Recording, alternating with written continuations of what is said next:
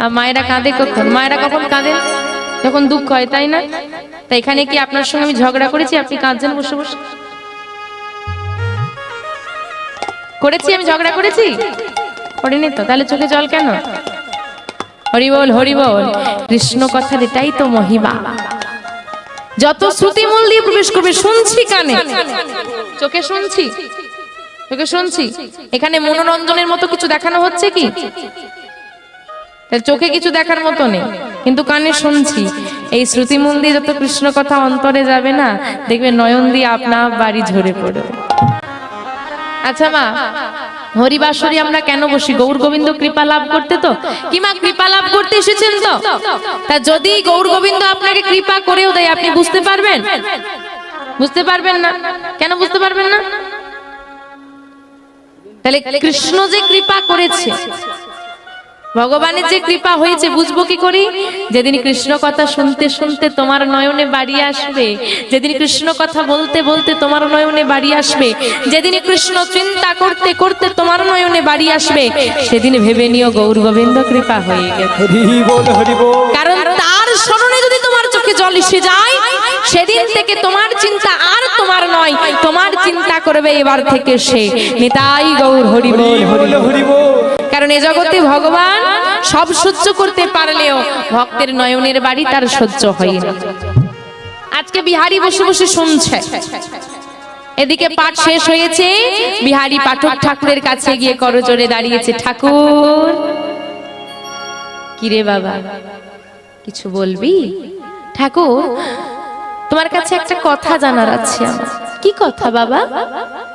তার আগে বল তোর নাম কি? আমার নাম বিহারী। বাহ, ভারী মিষ্টি নাম। বল কি জানার আছে আমার থেকে? না ঠাকুর, আপনার কাছে আমি শুধু এটুকু জানতে চাই, আপনি যে কৃষ্ণের কথা বললেন, যে কৃষ্ণ নবলক্ষ ধেনু, 24 জন সখা, সেই কৃষ্ণ কি আজও গরু চড়ায়?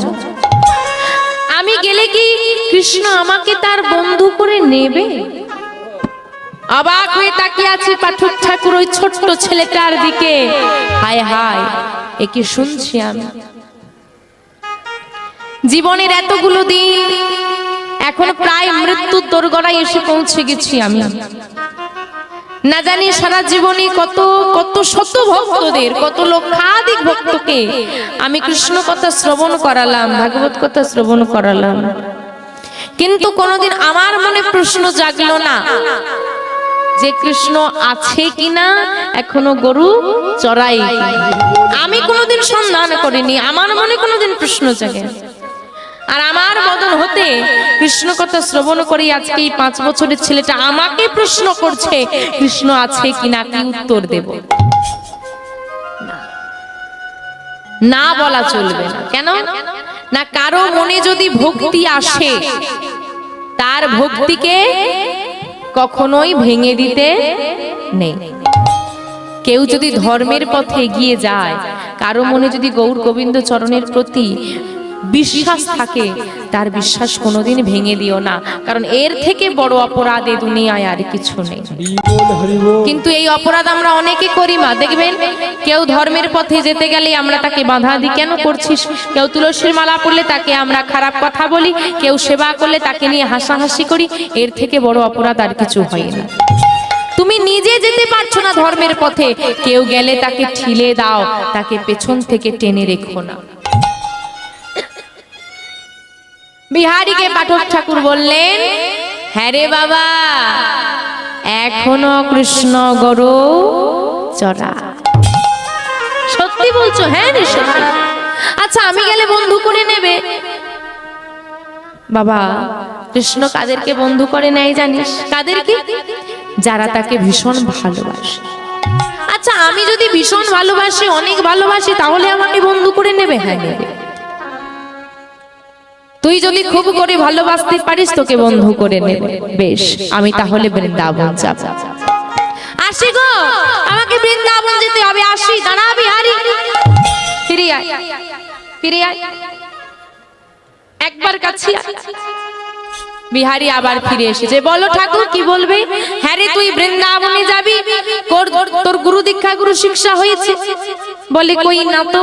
আই কোলে বস। তাহলে মা, বিহারীর মনে আজকে এত ভক্তি, এত বিশ্বাস, কিন্তু যতই ভক্তি থাক, বিশ্বাস থাক, যদি গুরু চরণাশ্রয় না হয় তাহলে কিন্তু গৌর গোবিন্দ কৃপা কোনো মতেই হবে না। কেন না? যে জীবের গুরু কর্ণ নাহি হয়, পশু সম সেই জীব জানিবে নিশ্চয়। কি বলছে বাবা? যে জীবের গুরু কর্ণ নাহি হয়। গুরু কর্ণ মানে কি? গুরু দীক্ষা গুরু শিক্ষা। তাহলে যে জীবের গুরু দীক্ষা গুরু শিক্ষা না হয় সে মানুষ না পশু? কি বললো মা? যে জীবের গুরু কর্ণ নাহি হয়, পশু সম সেই জানিবে নিশ্চয়। বিহারীকে কলি বসিয়ে শ্রুতি মূলে কৃষ্ণ নাম দিলেন। তাহলে আজকে পাঠক ঠাকুর হয়ে গেলেন বিহারীর কি কে হয়? গুরুদেব। আমা, দীক্ষা নিলে গুরুদেবকে কি দিতে হয়? গুরু দক্ষিণা। বিহারী গুরু দক্ষিণা দে। বিহারী বলছে বাবা আমার কাছে তো কিছু নেই, কি দেব তোমায়? বলে কি দিবি? শোন বিহারী, আমি তোর কাছে টাকা পয়সা চাই না, অন্য কিছু চাই না। তুই যে বৃন্দাবনে যাবি, যদি কৃষ্ণের সঙ্গে তোর দেখা হয়ে যায়, তাহলে তোর কৃষ্ণকে একটু বলে দিস শেষ দিনে যেন আমার হাতে ধরে পারাপারটা করে দেয়। এই হচ্ছে আমার গুরু দক্ষিণা। বেশ, আসি গুরুদেব। আজকে গুরুদেবকে রেখে দিয়ে চলে গেল বিহারী ঘরে। মা, ও মা, কোথায় গেলি মা? এই তো। কিরে, কি বললেন তিনি? ও মা, বৃন্দাবনে কৃষ্ণ আজও গরু চড়াই, বিদায় দাও, আমি বৃন্দাবনে যাব। বৃন্দাবন যাবে? সে তো অনেক দূরের পথ বাবা। না না, আমার কথা শোন বাবা। আর কৃষ্ণ গরু চড়ায় না? হ্যাঁ মা চড়াই, আমি খোঁজ নিয়ে এসেছি, আমি জিজ্ঞেস করে এসেছি। আমি বৃন্দাবনে যাব মা, বেঁধে রেখো না আমাকে এ সংসারে, বিদায় দাও মা, আমি বৃন্দাবনে যাব। ও মা, যদি কোনো মায়ের, আজকে বলেন দেখি মায়াবতী মায়ের কেউ কি আছে সংসারে আর বিহারী ছাড়া? কেউ তো নেই, স্বামীও নেই। হ্যাঁ রে বিহারী, তুই ছাড়া আমার আছে টাকা, তুই ছাড়া আমি কাকে নিয়ে বাঁচবো? তুই চলে গেলে আমাকে মা বলে কে ডাকবে? তুই চলে গেলে আমি কাকে জড়িয়ে ধরব? বিহারী, তুই ছাড়া যে জগতে আমার আপন বলতে আর কেউ, ছেড়ে যাস না বাবা আমার। বিহারী, আমায় ছেড়ে চলে যাস না বাবা।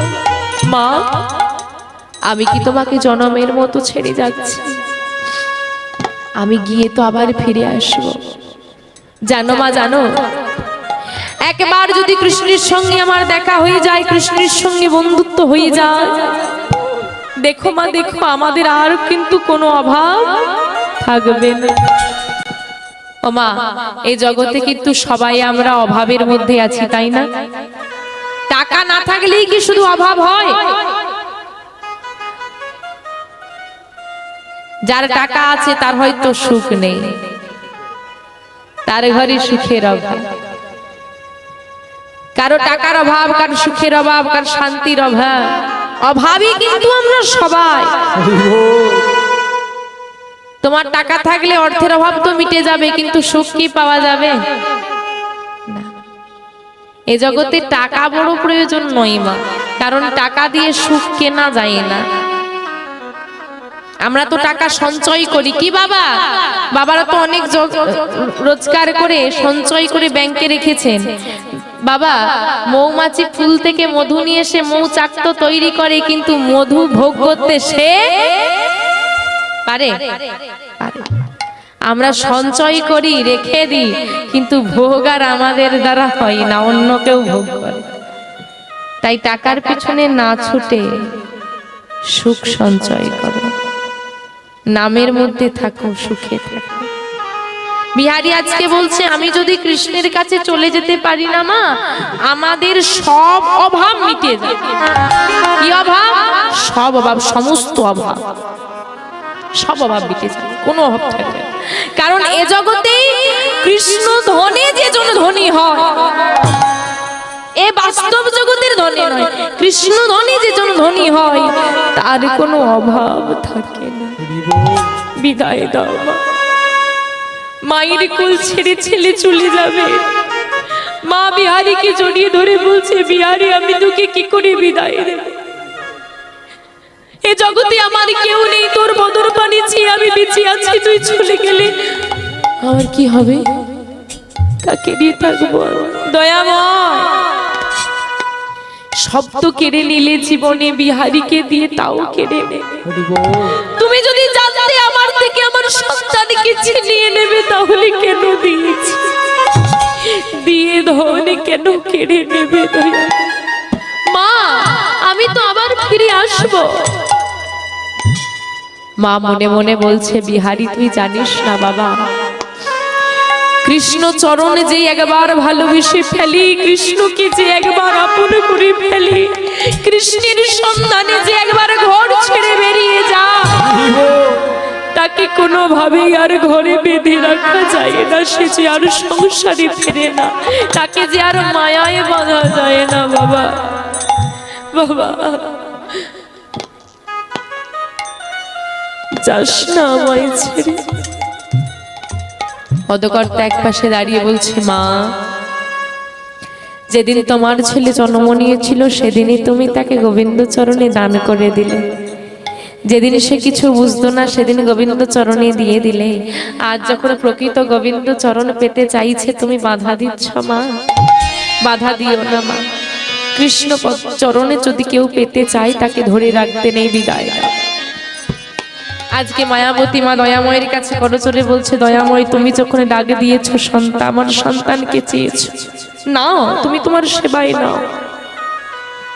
তবে তোমার কাছে আমার এই নিবেদন, এই জগতের কিছুই আমার নয়, পুত্র সন্তান স্বামী কেউ আমার নয়, কেউ আপন নয়, সবই তোমার। কিন্তু 10 মাস 10 দিন এই গর্ভে তো ধরেছি, জন্ম তো দিয়েছি, তাই এতটুকু হলেও তো আমার অধিকার আছে। সেই অধিকার বলে তোমাকে জানাই দয়াময়, আমার থেকে দূরে করে দিচ্ছ, দাও বিহারীকে। আমার থেকে দূরে নিয়ে যাচ্ছ, নিয়ে যাও, কিন্তু যেন তোমার থেকে কোনোদিন দূরে করে দিও না। তুমি সর্বদা বিহারীর সঙ্গে থেকে বিপদে পড়লে পাশে বিহারী চলে যাবি বাবা, জানি না আর কোনোদিন তোকে কাছে পাবো কিনা, কোনোদিন আর তোকে আদর করতে পারবো কিনা, তবে আয়, শেষ বেলায় তোকে সুন্দর করে সাজিয়ে দিই। বিহারী আজ চলে যাচ্ছে, বিহারীকে সুন্দর করে মা নিজের হাতে সাজিয়ে দিচ্ছে। কেমন করে গো? মাতারে বদন চুমিয়া ভালে টিপ দিয়া, কাজল পরাই দিল, মাতার বদন চুমিয়া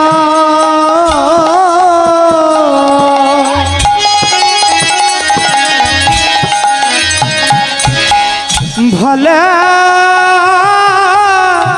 টিপ দিয়া,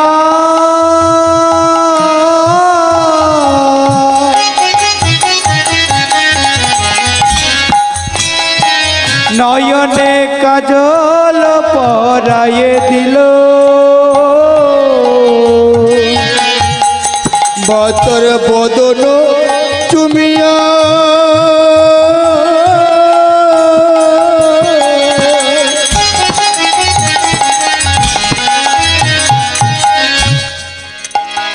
ও তার ভালে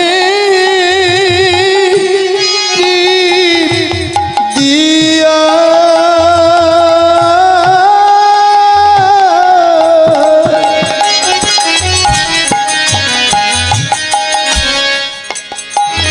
তার বদন চুমিয়া দিল,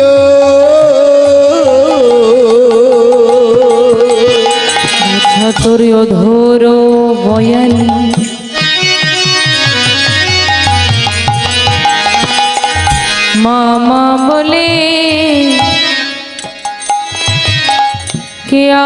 ডাকিবে আমারে তোর অধর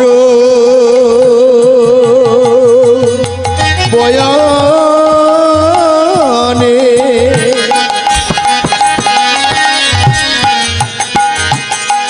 মামা বলি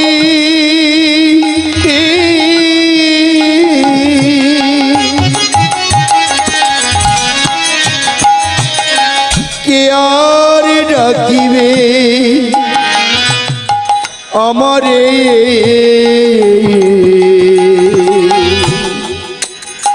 আমায় মা বলিবা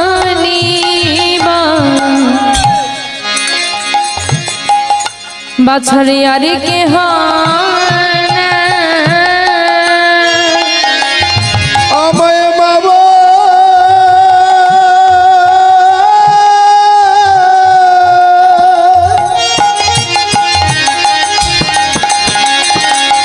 মা বলিবা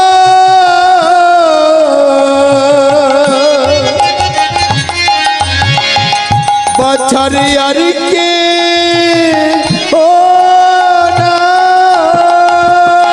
আমায় মা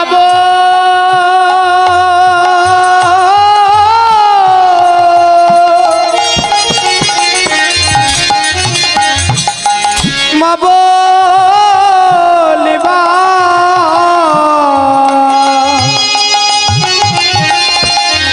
আর কে হো না তুই যে আমার নয়নমণি আমায় মা বলিবা ওরে আর কে হো না তুই যে আমার নয়ন নিধি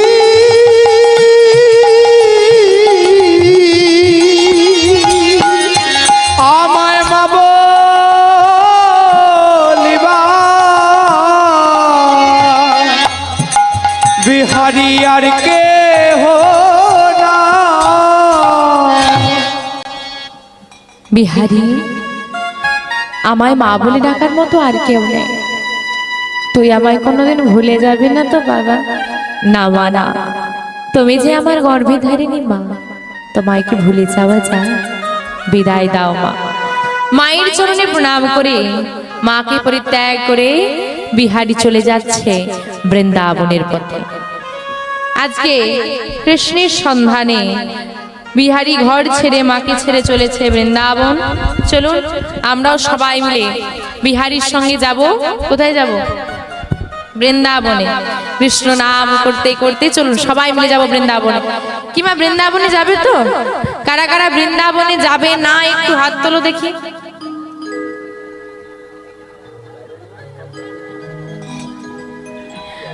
ওমা ঘুমোচ্ছিলে হরিবল হরিবল আমি বলেছি কে কে বৃন্দাবনে যাবে না হাত তোলো এখন হাত তুলতে বলেছে যারা ঘুমোচ্ছিল চট করে তুলে দিয়েছে এখন যাই হোক জেগে আছে প্রমাণ করতে হবে না হরিবল হরিবল এই জন্য বলি মা একটু শোনো মন দিয়ে শোনো ঘুমোনো তো সব দিন হবে একদিন এমন ঘুমের কোলে ঢলে পড়বো যার কোনো সকাল নেই তাই ঘুমের চিন্তা করে লাভ নেই একটা দিন এসেছি নাম আস্বাদন করতে সবাই মিলে বৃন্দাবনে যাবো একসঙ্গে বাহু তুলে দেখি এবার সবাই মিলে বাহুটা উঠুক যারা যারা বৃন্দাবনে যাবে সবাই মিলে বাহু তুলে কৃষ্ণ বলে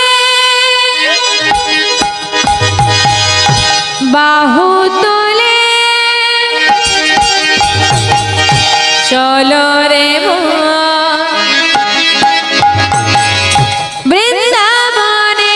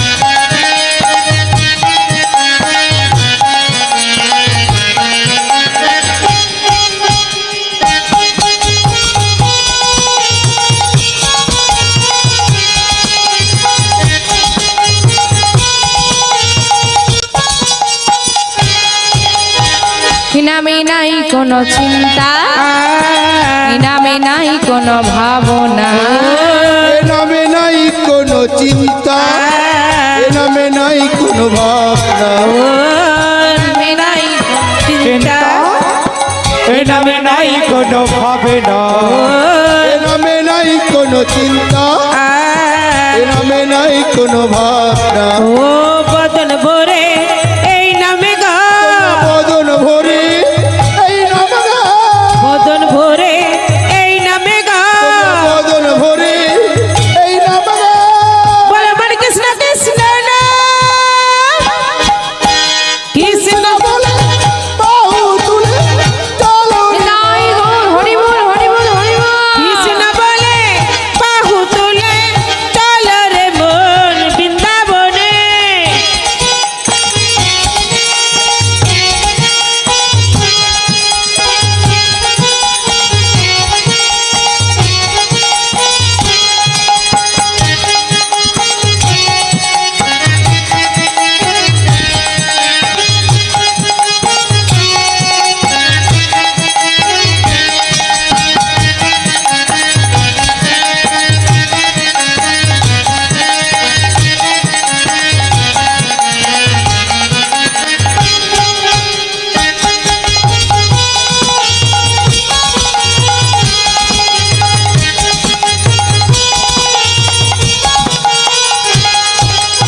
এ নামে নাই কোনো ক্লান্তি, এ নামে আছে শুধু শান্তি, এ নামে নাই কোনো ক্লান্তি, এ নামে আছে শুধু শান্তি, এ নামে নাই কোনো ক্লান্তি, এ নামে আছে শুধু শান্তি, এ নামে নাই কোনো ক্লান্তি, এ নামে আছে শুধু শান্তি। ও বদন ভরে এই নামে গা, বদন ভরে এই নামে গা, বদন ভরে এই নামে গা, বদন ভরে এই নামে গা। বল আমার কৃষ্ণ কৃষ্ণ না, কৃষ্ণ বলে বাহু তুলে চলো রে মন বৃন্দাবনে। কৃষ্ণ বলে বাহু তুলে চল রে মন বৃন্দাবনে। চলুন সবাই মিলে বৃন্দাবনে যাবো একসঙ্গে বাহু তুলে। দেখি মায়েদের হাতগুলো উঠুক। হ্যাঁ, ওদিকের ওপরের মায়েরা যারা উপরে বসে আছেন, এদিকের বাবাদের হাতগুলো কোথায় গেল? একটু উলু ধ্বনি হোক, সবাই মিলে একটু মা উলু ধ্বনি, উলু ধ্বনি, উলু ধ্বনি। তোরা আয় আয় আয় আয় আয় আমার ভাই, তোরা চলে চলে চলে মধুরে বৃন্দাবনে যায়। আয় আয় আয় আয় আয় আমার ভাই, তোরা চল চল চল মধুর বৃন্দাবনে যায়। তোরা আয় আয় আয় আয় আয় আমার ভাই, তোরা চল চল চল চল বৃন্দাবনে যায়। আয় আয় আয় আয় আয় আমার ভাই, তোরা চল চল চল মধুর বৃন্দাবনে যাই। বদন ভরে এই নামে গা, বদন ভরে এই নামে গা, বদন ভরে এই নামে গা, বদন ভরে এই নামে গা। বল আমার কৃষ্ণ কৃষ্ণ না, কৃষ্ণ বলে বাহু তুলে চলো রে মন বৃন্দাবনে। কৃষ্ণ বলে বাহু তুলে চল রে মন বৃন্দাবনে। তাই গৌরী সীতানাথ বন্দে হরি চলো রে মন হরি বল। বৃন্দাবনে, চলো রে মন বৃন্দাবনে। চলো রে মন বৃন্দাবনে। বৃন্দাবনের পথে চলেছে বিহারী, কিন্তু মা কতদিন যার কাছেই যায় পথে যাকেই দেখতে পায় তাকেই জিজ্ঞেস করে, বলে দাও না ভাই বৃন্দাবন কোন পথে, কোন দিকে গেলে আমি কৃষ্ণকে পাবো? আচ্ছা, বৃন্দাবনে কৃষ্ণের বাড়িটা কোথায় বলতে পারবে? কেউ বলে দেয়, কেউ আবার বিহারীকে পাগল বলে। বিহারী কিন্তু এগিয়ে চলেছে, কিন্তু কতদিন গো মা, খোদায় কৃষ্ণায় বিহারী কাতর হয়ে পড়ছে, চলতে পারছে না। বিহারী আর এগোতে পারছে না। কি গো মা, যখন বাচ্চাদের কষ্ট হয় সবার আগে কার কথা মনে পড়ে? হ্যাঁ, মায়ের কথা মনে পড়ে। বিহারীর আজকে মায়ের কথা ভীষণ মনে পড়ছে। মা, আমি যদি তোমার কথা শুনতাম, তোমার কোল ছেড়ে যদি না আমি আসতাম, আমার বুঝি এমন কষ্ট হতো না। না না, এ আমি কি করছি? মা তো বলেছে বিপদে পড়লে মাকে ডাকতে নয়, কাকে ডাকতে? দয়াময়কে ডাকতে। হে দয়াময়, আমি জানি না তোমায় কেমন দেখতে, তুমি কোথায় থাকো, তুমি কোথায় আছো, তুমি কিভাবে আসবে আমি জানি না, তবে মা বলেছে তোমাকে ডাকলেই নাকি তুমি সাহায্যের জন্য চলে আসো। আমি যে আর চলতে পারছি না, আমি যে আর চলতে পারছি না, বলে দাও না বৃন্দাবন কোথায়। বিহারী চলতে চলতে হাঁটতে হাঁটতে এমন একটা জায়গায় এসেছে মা, কোথাও কোনো মানুষজন নেই, ফাঁকা মাঠ, কোথাও একটা বৃক্ষের ছায়া পর্যন্ত নেই, সারা শরীরটা ঘেমে যাচ্ছে বিহারী আর চলতে পারছে না। বিহারীর দুটো নয়ন দিয়ে ঝরঝর করে অশ্রুধারা ঝরছে। কার কাছে যাব, কেই বা সাহায্য করবে? দয়াময়কে ডাকছে, কি গো মা, ভক্তের কষ্ট কি ভগবান সহ্য করতে পারে? ভগবান বলছে, আমার কাছে আসছে ভক্ত, আমি কি কষ্ট দিতে পারি? ভগবান কি করেছে, মায়া বলে একটা ওই ফাঁকা মাঠের মাঝখানে একটা বৃক্ষ সৃষ্টি করে তার পাশে একটা জলাশয় সৃষ্টি করেছে। মায়া বলে সৃষ্টি করে দূর থেকে দেখছে, দেখি বিহারী কি করে। আর বিহারী কি করেছে, ওই বৃক্ষটাকে দেখতে পেয়ে ধীরে ধীরে বৃক্ষের কাছে এসে বৃক্ষটায় ঠেক দিয়ে বসে পড়েছে। আর উঠতে পারছে না, শরীরটা তো নিস্তেজ হয়ে যাচ্ছে, বসে পড়েছে। যেই না বিহারী বসে পড়েছে, মৃদুমন্দ বাতাস বইছে, বিহারীর চোখ দুটো বন্ধ হয়ে আসছে। বিহারী সারা শরীর অবশ হয়ে আসছে, আর মনে মনে বিহারী চিন্তা করছে, কৃষ্ণের জন্য যদি আমি ঘর না ছাড়তাম, আজকে এত কষ্ট আমাকে পেতে হতো না। ভগবান চিন্তা করলো, ভক্ত আমার থেকে দূরে চলে যাচ্ছে, আমার প্রতি বিশ্বাস কমে যাচ্ছে, তাই একটু বিশ্বাস জাগিয়ে দিয়ে আসি। এত সহজে ভগবান ধরা দেয় না, ভগবান ভক্তকে কি করে, আগে পরীক্ষা করে। তো বিহারীকে টেনে নিয়ে আসছে ভগবান, নিজের কাছে টানছে। কেমন করে?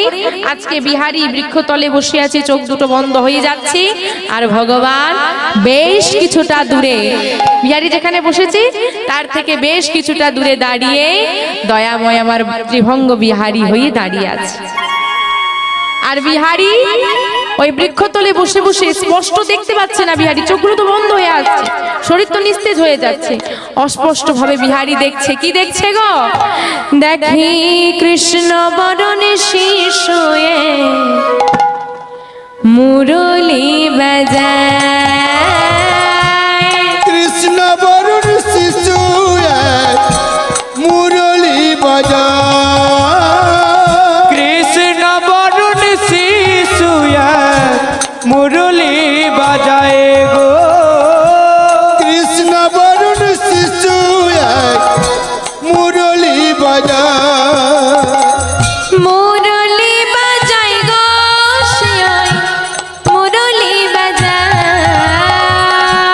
মুরলি বাজায় গো, সে মুরলি বাজায়, মুরলি বাজায় গো, সে মুরলি বাজায়, কৃষ্ণ বরণ শিশু মুরলি বাজায়, কৃষ্ণ বরুণ তাই শিশু গৌর হরি বল হরি বল। মুরলি বাজায়, কৃষ্ণ বরুণ শিশু মুরলি বাজায়, কৃষ্ণ বরুণ শিশু মুরলি বাজায়, কৃষ্ণ বরুণ শিশু মুরলি বাজায়।